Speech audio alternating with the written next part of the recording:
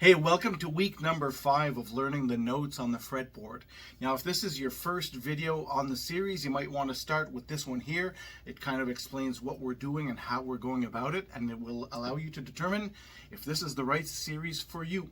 If you've stuck with the process so far, please don't hesitate to drop me a comment or a like. I don't get paid for these videos, and they do take sometimes a couple of hours to produce and edit. I'm not getting paid for this. As you can see by my view counts, I don't get a whole lot of views. So if you're finding any use out of this, please drop me a comment. It's my only paycheck for this.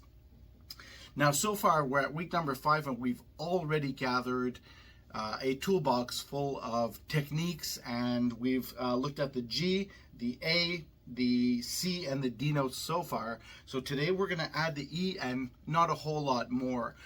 Now, last week we looked at a simple 4-note pattern, which we rooted it on the G, the A, the C, and the D. But you can essentially root that on any of the notes. So if you've learned the D, you can root it on the D and do that with any of the D notes that we've learned so far.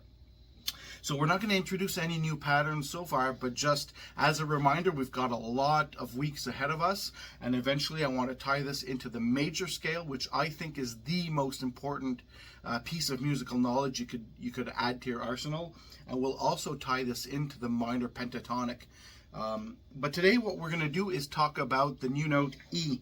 Now, if we look at the E, we have an open string E here, and what I want to do today is focus on the low octave and focus on the high octave as two different, as two different fretboards. So if we look at the low E string, our next E is on the high E string. So the 6 is 1, 1 is 6. 2 and 2 gives us an E right here on the 4th string, 2nd fret. So that's an E note right there.